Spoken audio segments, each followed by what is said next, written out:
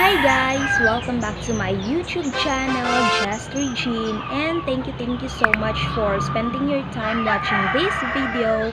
And for today's episode, I will be answering some questions about my childhood. And let's start!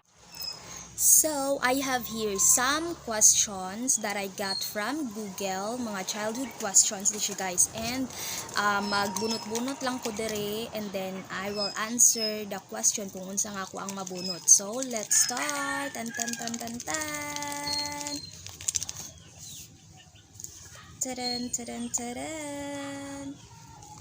Akong kaon na lang ni Big kay murag gilisod jud ko. For the first question, I have do you think that children today are spoiled? I would say yes, because children today and before, kung i-compare nato sila, very different jud ang mga bata karon guys, because ang mga bata karon kay more on gadgets, more on social media, unlike before or sa akong mga childhood days kay pirmi lang mi nagadula, naga-banding-banding sa mga kabataan. So you know guys, ang balay before kay, which is tapad ra pud ani among balay karon kay tambayanan or tapukanan gid siya og mga bata, which is mga cousins ra pud nako, or pa mga ig-aga, mga parente. So diri jud sila nagatambay sa balay kay dako man og space ang among balay, ang among area ba dako og hawan. So diri mi nagadula bisan unsa ra mong dulaon guys, chukok, bunot tunga, otso, Chinese garter, nagdula pud mi anang text, kasing, marble, daghan pa kay ming mga games sa una nga ginadula jud namo guys. Unlike karon, ang mga bata karon kitalagsan na lang ka makakita nga na nagdula kay more on social media, more on gadgets. Kay actually guys, ang mga bata karon elementary pa lang nanay mga cellphone, samantalang kami sa una wala mi mga cellphone, maskin keypad, wala gyud, as in wala mo nang wala mi laing mabuhat kundi magdula, magbanding-banding, manglaag, mao na nga mo ang mga kalingawan sa una guys. For the next question, let's have kato man akong ilong murag kwarta jud ni char. Next question is what were your biggest fears as a child? So my biggest fear as a child, siguro kung sa mga insects or kanang wati, earthworm, mo na ko ang pinaka kinahadlukan jud kay nako sa una guys. Sa una pa lang elementary ko, mag-garden mi, mamunlay mi sa mga garden, dili jud ko magpaduol sa akong mga classmates nga boys, especially ang mga boys kay grabe kay na sila kasunlugan guys. Kung mamunlay mi makakita na sila og wati or earthworm kay ginaitsa gyud nila sa ako. So kanang kung ako magpalaban din ko sa amo ang teacher, sa amo ang HE teacher, kaya ang among HE teacher laban din sa kuha kay syempre para madali ang trabaho mo nang dili siya yung pabadlo niya ang mga boys na kong classmates sa una kay kuan man ko nila, ginahadlo ko nila anang wate, kabalog gi sila nga magkurog-kurog jud ko anang wate.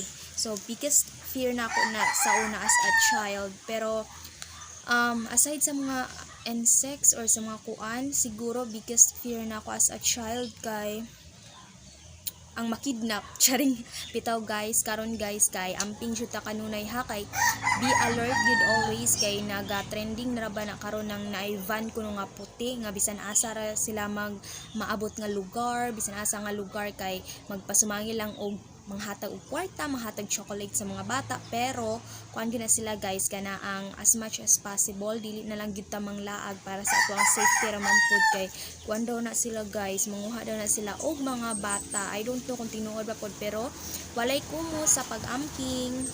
So next question is marang taga bingo ani guys, the letrang B, 26 char. So next question is what is your earliest memory? So my earliest memory is kato ang daycare ko. So when I was in daycare, very introvert kay ko na pagka bata. So dili ko motindog inig ay mutindo kay nang mag-prayer nami. So dili kung kana ang ako jud mismo ang mag-lead. There was a time, I remember na there was a time na late ko. And then, atol pod na pag-abot na ko sa amo ang room, is nanindog na sila tanan kay mga G na. So, syempre, ako nga late, ako mo'y gipalid sa amo ang teacher. Introvert man kay ko. So, as an introvert child, nagkurug-kurug ay ko guys. Kay, dili ka nang, kumbaga, wala ko anad nga magtindog sa atubangan, tapos daghang maglantaw sa kuha. Kumbaga, dili ko ganahan og too much attention bitaw. So, para sa ako ato na time, grabe kaya akong kakulba adto guys, nagkurug-kurug ko nga. In fact, igo ramang ko mga G sa tubangan mag-lead og prayer. So, grabe kay na ako kakuan ato guys sa kulba, nagkurug-kurug jud ayo ko. Siguro kuan ka na ang na-overcome ra po na ko siya elementary ko, kay elementary ko nagkahinahinay namang kawala ako ang pagkaulawon, though naapay apoy nahabilin up until now, pero dili na pareha gyud sa una nga grabe gyud ko ka introvert karon kay kuha naman ako siya maka-adjust naman ko, kumbaga nahinay-hinay na nako siya og overcome. So next let's do this.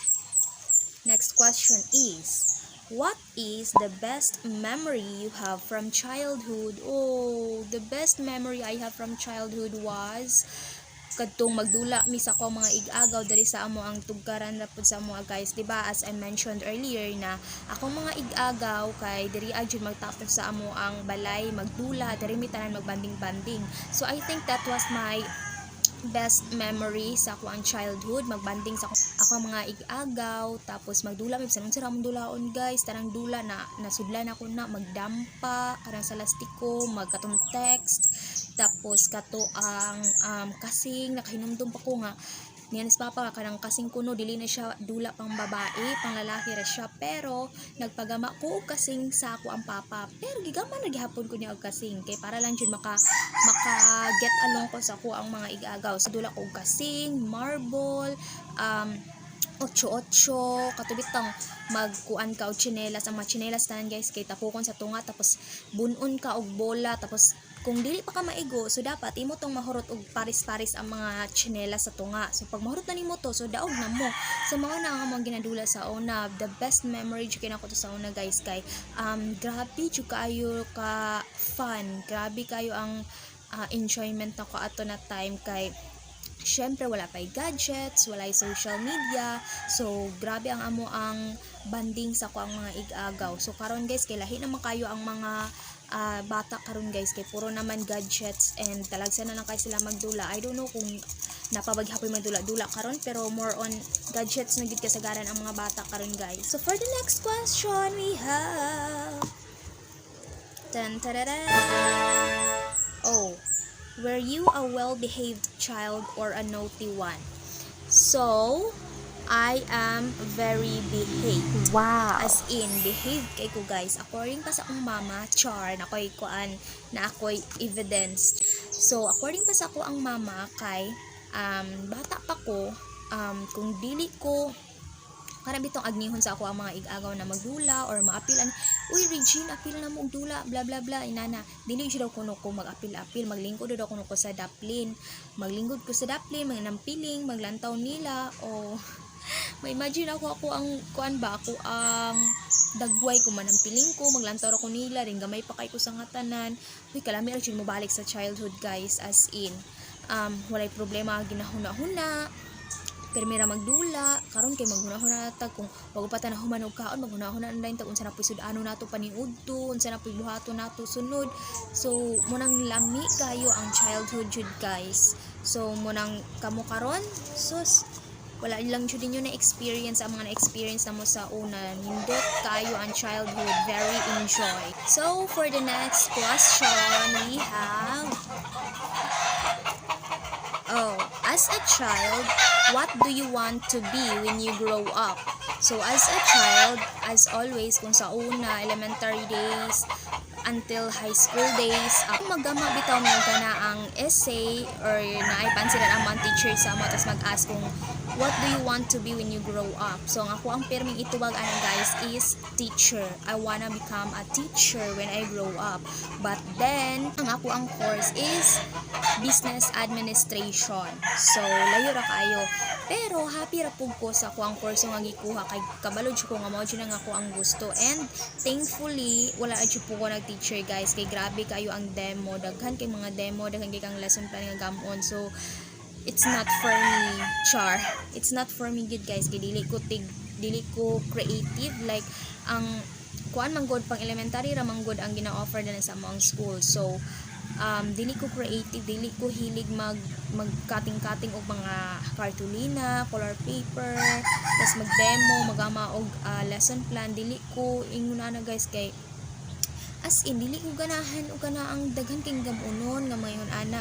Even gani karon nga sa akong course business administration daghan man pud ming mga reportings. Mao nang interest kong layo pa as much as possible. Di ko gusto nga akong trabaho mag-piled up bitaw. So mao nang gina-advance gina ko gama pero kung maapta na gani sa katapol so wala tay choice, procrastination, di ba? Ana gina guys, ana ginang life sa isa ka estudyante.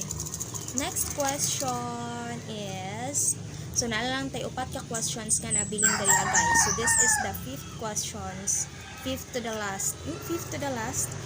What impact do you think smartphones and social media have on childhood? Kani guys, nindot ni nga pangutana. Unsa kunoy impact sa smartphones and social media sa childhood? So kung sa before dili pa man usa mga gadgets sa una, kung naman ganing gadgets mga keypad ra to guys, pero karon grabe naman ka high tech ang ato ang world karon. So tanan more on technology na ta. So grabe ang impact sa social media and sa gadgets sa mga bata karon. Sa mga bata karon as I observe lang ha, sa ko lang kung mga naobserbaran, ang mga bata karon kay wala na sila gana engage sa mga outdoor activity, dili na kay sila makabanding sa ilang mga isig ka bata tungod kay always na lang sila naghawid sila ang mga gadgets, nag cellphone na lang sila per me. So wala na sila quality time sa ilaang mga isig ka bata, sa ilaang parents. Dili na sila maminaw po silang parents kung suguon sila, kung istoryahan sila masuko na. And then also ang isa po sa impact sa gadgets sa mga bata is siguro na-influensyahan lang po sila sa ilang mga nakita sa social media. Kung unsa ilang nakita sa social media, gina-apply po nila into real life. Kung abi siguro nila kung okay ra or makahatag to kaayon sa ilaha pero though dili tanang content sa social media is positive. So na po yung mga negative na contents sa social media. Depende ra po na nimo kung paunsa nimo take tong mga content sa social media. Ang uban mga bata karon as I observed lang is dili na sila mo respeto og mga older people. So dili na sila dili na sila mo amin. Dili na gani sila mo excuse, like for example kung na ay mga older people or kuan ka na ang nagtapok tapos moagi ka, dili na mo excuse, diba? Dapat sa una ang ginatudlog naman sa una is mo excuse ka kay para respeto lang pud nila ba sa nga moagi ka diha. And then also kanang dili ka mutubag sa mga nakakatanda sa imo. Pero ang mga bata karon grabe na kayo mutubag. Grabe na kaayo ang difference sa mga bata karon o mga bata sa una. Kana ang bitong murag nasa like kaugalingong world, like dili na nimo sila maistoryahan kay kung imo bitaw sila ang disiplinahon, labanan na sila, kanang ikaw pa mahimong dautan. So grabe ang mga bata karon tungod sa social media or sa gadgets. So depende kung kuan kana ang ginaunsa nila pag-handle or ginaunsa nila paggamit ang social media or ang gadgets. Pero grabe ang influensya sa gadgets sa mga bata karon. Like karon ang mga bata always na lang nagagadget. Grade 2 na cellphone, kaugaling cellphone, while samtang sa ako ang childhood sa una grade 2 wala pa meron gadula gadakpanay, walay mga cellphone, wala tanan, walay social media. So mao na ang epekto sa social media sa mga bata karon guys. Usa na is kanang dili na sila kabalo mo respeto, as in mao na number 1, dili na jud sila kabalo mo respeto sa mga nakakatanda sa ilaa. So that's sad. Ay mga bata karon wa na gyud kay kun saan nimo og tudlo og disiplina, wala na jud, di na gyud na nila makuan kay mukuan naman kung imo bitong sultian imong disiplinahon mo, murag musukol naman sila sa imo agud. Next question. Do today's children need more discipline in school and in home? O grabe, connected na ni atong question nga nasundan ani guys. Kinahanglan na gyud disiplinahon ang mga bata karon, mapa sa school man or sa balay mismo, but I believe na discipline starts from home gyud na permi guys. Kay kanang mga teachers kibali ko ano na lang na sila second mother or second parent nimo nga nagatudlo sa imo, nagadisiplina sa imo. So mga bata karon kinahanglan gyud na sila disiplinahon, tudluan kung unsay sakto ug unsay dili first sa balay gyud mismo, sa balay gyud na mismo magsugod. Apan ang kwan lang nakasad lang kay ang mga bata kung sa eskwelahan disiplinahon sa mga teachers, ginalabanan naman gud sa mga parents.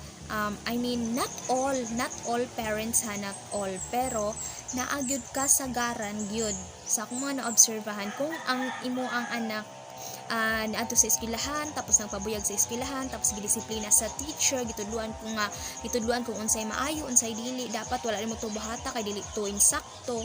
But then ang parents mao man pud usa sa mo tolerate sa ilang anak, mao pud isa sa mo sulsul sa ilang anak. That is why na ang bata bisan unsaon nimo disiplina dili na gyud na sila motuo sa imo bisan unsaon. Like nakakita ko og post siguro mga few days nakakita ko og post sa Facebook, usa to siya ka teacher, and then morning pagsulod niya sa teacher, daghan kay siya mga nakita nga mga sulat-sulat nga mga sulat-sulat dito sa blackboard, sa salog, sa lamisa, sa chair, daghan kaayong mga sinulatan nga kuan kana ang bastos ba.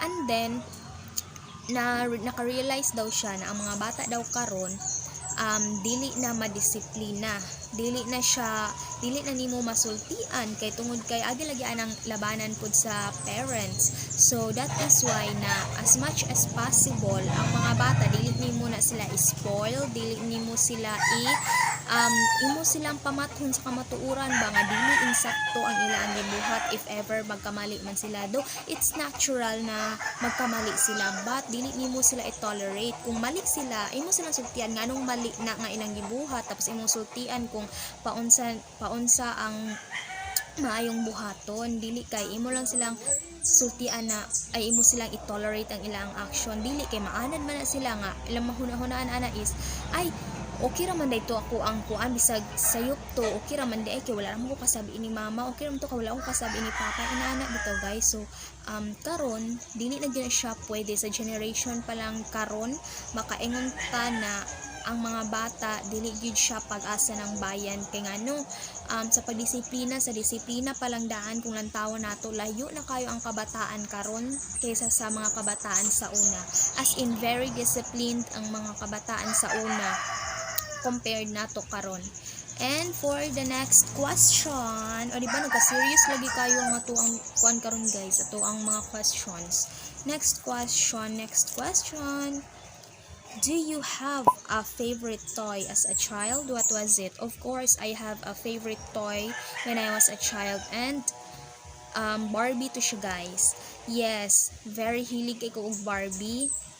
And ako nang I remember na guys na pag naay bagong gawas na Barbie na naay mga set bitaw siya, na siya mga clothes, na shoes, na bed, inana. So medyo mahal pa man to. Dili pa ko mapalitan ana na time na kanang ginagawasan ng dulaana. So ako mapalit ato katong mga bratuhon kay syempre di pa ka-afford itong mahalon, so katong mga bratuhon. So akong gibuhat guys, magunting ko og mga tela nga kanang mga t-shirt na gud nga dili na magamit, tas akong pangguntingon. Tapos mao na akong tahion, gaman ako og sinina nga ako ang Barbie. So magtahi ko og dress, magtahi ko niya og crop top palda, jeans, mo na akong ginabuhat sa una guys para daghan siyang sinina. And actually guys, dapat to'y kana ang styrofoam sa balay sa una nakahinumdum ko, gikat po na ako tong styrofoam, and then ang ako ang gibuhat is gigaman ako siya og bed sa akong Barbie.